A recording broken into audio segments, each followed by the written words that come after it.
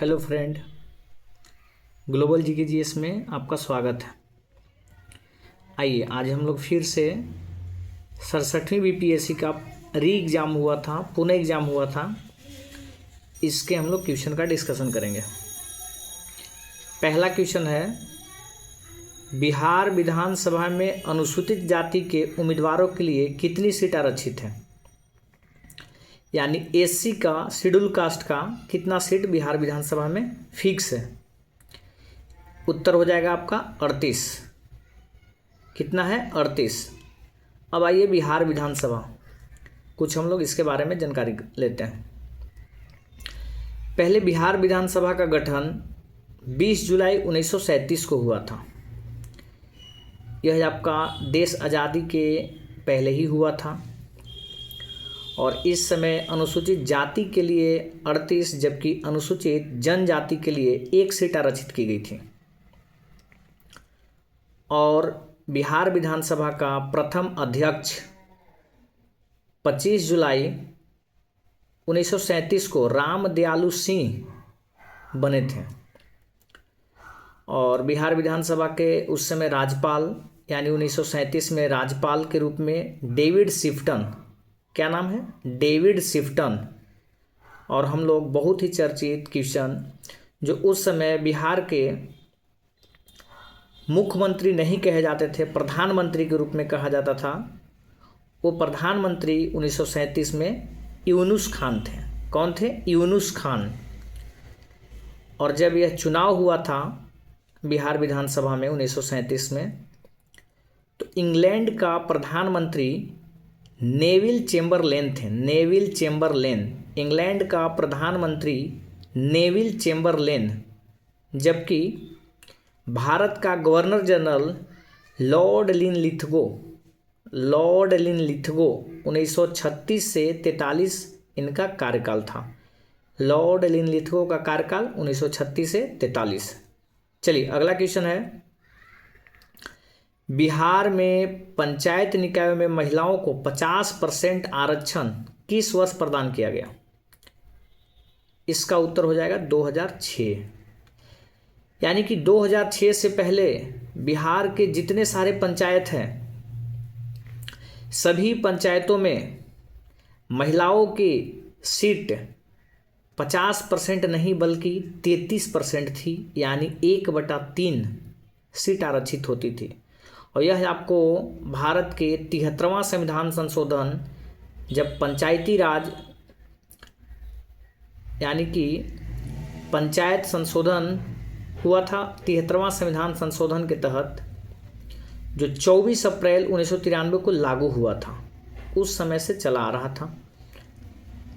चलिए और भी इस प्रकार के क्वेश्चन है, जैसे अभी लोकसभा में महिलाओं के लिए आरक्षित सीट वर्तमान में 33% कर दी गई है, जो कि 106वां संविधान संशोधन और 128वां बिल है। चलिए अगला क्वेश्चन है, झारखंड बनने के लिए बिहार को किस वर्ष विभाजित किया गया? अब झारखंड, उत्तर हो जाएगा इसका 2000। और यह 15 नवंबर 2000 को बिहार से अलग हुआ था। सबसे पहले बंगाल से बिहार अलग हुआ और यह 22 मार्च 1912 को अलग हुआ था। इसके बाद इसी बिहार से उड़ीसा अलग हुआ और यह 1 अप्रैल 1936 को अलग हुआ। और इसके बाद यह बिहार से अंततः झारखंड भी 15 नवंबर 2000 को अलग हो गया। चलिए अगला क्वेश्चन है, बिहार में मानव विकास उप मिशन के अंतर्गत कितने विभाग शामिल हैं? एक करंट है जो बहुत पहले का है। तो यह है 7। मानव विभाग में कितने उप विभाग हैं, उप मिशन है? 7 मिशन है, 7 मिशन। यह लक्ष्य रखा है बिहार की 7 मिशन में मानव के विकास के लिए हमको बढ़ चढ़कर कार्य करना है। इसमें बहुत ज़्यादा भागीदारी होनी चाहिए, लोगों का उत्थान होना चाहिए, जैसे लड़की का शिक्षा व्यवस्था, लड़की की साइकिलिंग व्यवस्था, लड़की लोग के लिए स्कूल में सैनिटरी पैड की पैसा देना हो, छात्रवृत्ति देना हो, ये सारे चीज़ इसमें शामिल है। चलिए, यूपी में इस प्रकार का मानव मिशन विभाग में कितने शामिल थे? 13। यूपी में आपका मानव विकास उप मिशन 13 शामिल है। अगला क्वेश्चन है, गरीब कल्याण रोजगार अभियान बिहार के किस जिले से प्रधानमंत्री 2020 शुरू किया गया था? एक खगड़िया है। चलिए, एक करंट था। नेक्स्ट क्वेश्चन है, वर्ष 1855 में संथाल विद्रोह का नेतृत्व किसने किया था? संथाल विद्रोह यह 1855 30 जून को शुरू हुआ था। 30 जून 1855 को संथाल विद्रोह आपको राजमहल के पहाड़ियाँ के पास एक स्थान है दमन ए कोह, वहाँ से शुरू हुआ था। और इसमें सिद्धू कानू और इनके 2 भाई और चांद भैरव, यानी सिद्धू कानू चांद भैरव, और इसके अतिरिक्त इनके जुड़वा बहन भी थी, 2 जुड़वा बहन, एक का नाम है फूलो, एक का नाम है झानो। इन सारे भाई बहनों ने मिलकर विद्रोह का नेतृत्व किए थे और बहुत ही अच्छे तरीक़ा से संचालित किए थे। नेक्स्ट क्वेश्चन है, अगला क्वेश्चन है, गांधी जी को चंपारण आने का आमंत्रण किसने दिया था? गांधी जी को चंपारण आने का आमंत्रण किसने दिया था? इसका उत्तर हो जाएगा राजकुमार शुक्ल। क्या होगा? राजकुमार शुक्ल। अब राजकुमार शुक्ल गांधी जी से क्यों मिलना चाहते थे, क्यों आमंत्रण दिए थे, क्यों उनको बुला रहे थे?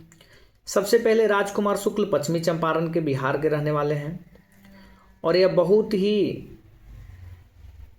अच्छे और किसान के नेता के रूप में माने जाते थे।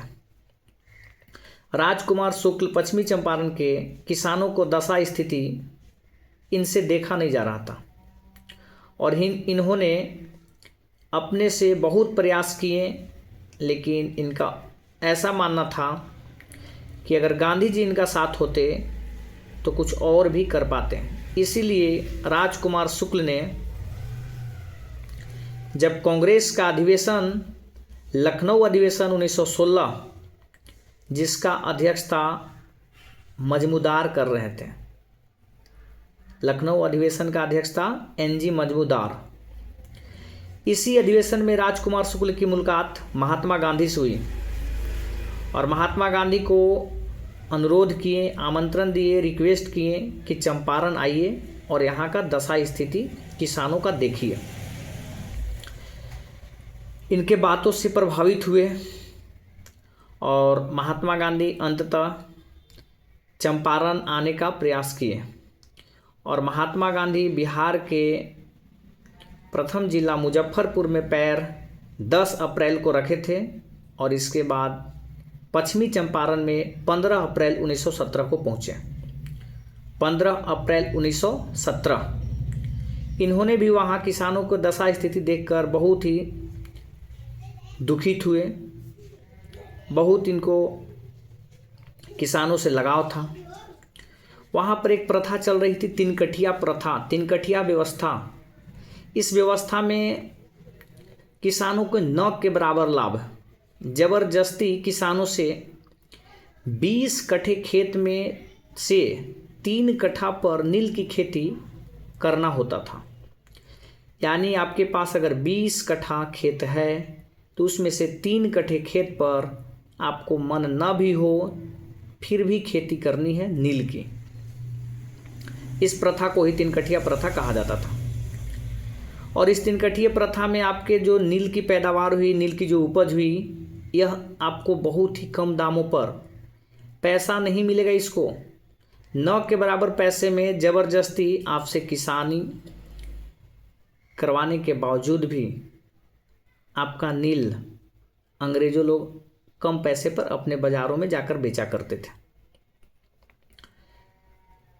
उस समय वहाँ अंग्रेज़ का, ब्रिटिश का अधिकारी नहीं बल्कि अलग अलग राज्यों का अपना अपना गवर्नर अधिकारी थे। जैसे बिहार का एक अधिकारी वहाँ पर उस समय गवर्नर सर एडवर्ड, चंपारण में उस समय गवर्नर सर एडवर्ड जो कि महात्मा गांधी को स्वागत किया था। चलिए अगला क्वेश्चन है,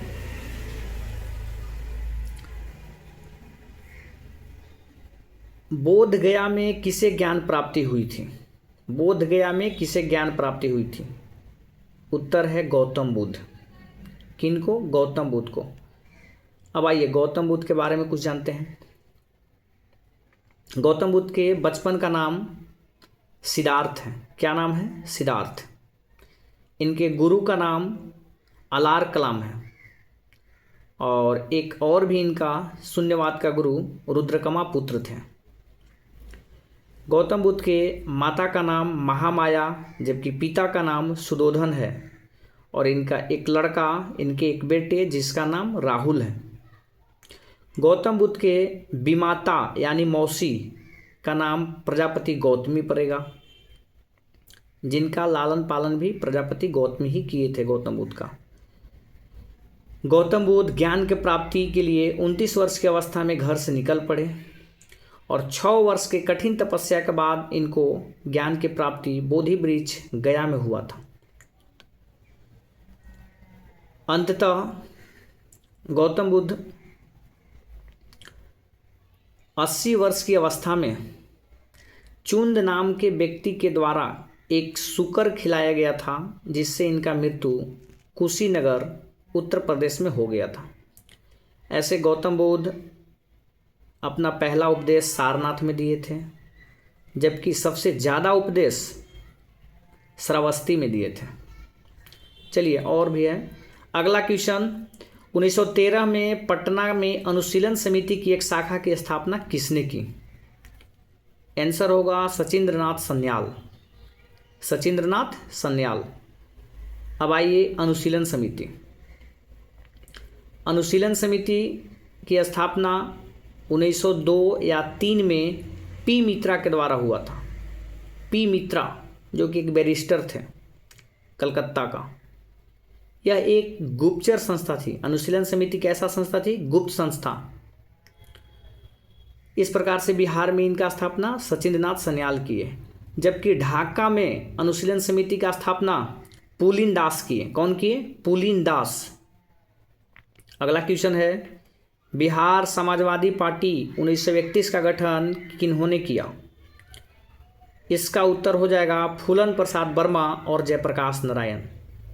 फूलन प्रसाद वर्मा और जयप्रकाश नारायण। अब आइए, इस प्रकार से और भी सोशलिस्ट पार्टी थी, जैसे कांग्रेस सोशलिस्ट पार्टी जिसका स्थापना 1934 में जयप्रकाश नारायण के द्वारा किया गया था और जयप्रकाश नारायण इस कांग्रेस सोशलिस्ट पार्टी का महासचिव थे, जबकि कांग्रेस सोशलिस्ट पार्टी का अध्यक्ष आचार्य नरेंद्र देव थे। चलिए अगला क्वेश्चन है, शेर शाह का मकबरा कहाँ स्थित है?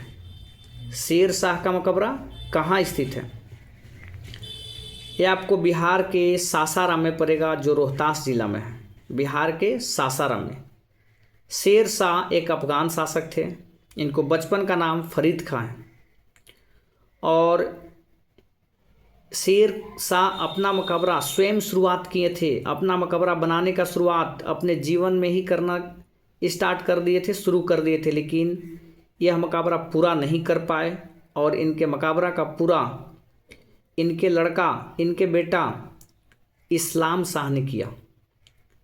शेर शाह मकबरा का पूरा इस्लाम शाह ने किया, जबकि शेर शाह मकबरे का डिजाइन अलीवाल खान ने दिया था। कौन दिया था? अलीवाल खान। शेर शाह मकबरे का डिजाइन कौन दिया? अलीवाल खान। आइए अगला क्वेश्चन है, सोन और गंगा नदी का संगम बिहार के किस जिले में स्थित है? सोन और गंगा नदी का संगम बिहार के किस जिले में स्थित है? यह है पटना। कहाँ है? पटना। और पटना में मनेर के पास सोन गंगा से जाकर मिल जाती है। इस प्रकार से कोसी और गंगा का संगम कहाँ है? तो कोसी आपको कटिहार के कुरुसेला में मिलती है गंगा से। कोसी नदी कुरुसेला में कटिहार से मिल जाती है। गंडक और गंगा का संगम कहाँ पड़ेगा? तो सोनपुर, जो कि सारण जिला में है। सोनपुर के एक कन्हारा घाट है, सोनपुर के पास एक कन्हारा घाट है जो सारण जिला में है, वहाँ गंडक नदी गंगा से मिल जाती है। और इसी क्षेत्र में यहाँ एक मेला लगता है जिस मेले का नाम है हरिहर क्षेत्र मेला, हरिहर नाथ मेला। अब सोन नदी का उद्गम स्थल मध्य प्रदेश के अमरकंटक नामक पहाड़ी से, अमरकंटक के दक्षिणी छोर से होता है और इसकी लंबाई 784 किलोमीटर है। जबकि कोसी नदी की उद्गम स्थल आपको हिमालय क्षेत्र से है और इसका लंबाई 729 किलोमीटर है और गंडक नदी की लंबाई 814 किलोमीटर है। आइए अगला क्वेश्चन है, बिहार का पहला रामसर स्थल कौन सा है? ये है आपको कांवर झील। कौन सा है? कांवर झील, जो बेगूसराय जिला में है। कहाँ है? बेगूसराय जिला में। नवंबर 2020 में बिहार का पहला रामसर स्थल के रूप में इसको घोषित किया गया था। बिहार का पहला रामसर स्थल बेगूसराय में कांवर झील है। वर्तमान में रामसर स्थल में कितने हैं शामिल? 91। वर्तमान में पूरे रामसर स्थल में कितने साइट हैं? 91 हैं। इसमें से भी सबसे ज़्यादा रामसर स्थल तमिलनाडु में है जो 14 है। तमिलनाडु में कितने रामसर स्थल हैं? 14। आइए अगला क्वेश्चन है, ब्रह्मयोनी हिल बिहार के किस जिले में स्थित है? ब्रह्मयोनी हिल बिहार के किस जिले में स्थित है? यह ब्रह्मयोनी हिल बिहार के गया जिला में है। कहाँ है? गया जिला में। और गया की सबसे ऊंची पहाड़ी ब्रह्मयोनी पहाड़ी ही मानी जाती है और इस पहाड़ी की विशेषता है, माना जाता है कि यह पहाड़ी भगवान ब्रह्मा की पत्नी की दर्जा दिया गया है। इस प्रकार से गया में और भी पहाड़ी है जैसे गुरपा पहाड़ी इत्यादि। अब कुछ पहाड़ियाँ और भी हैं जो राजगीर की पहाड़ी है, जैसे पंच पहाड़ी, रत्नागिरी पहाड़ी, वैभारगिरी पहाड़ी, सोनगिरी पहाड़ी, उदयगिरी पहाड़ी इत्यादि।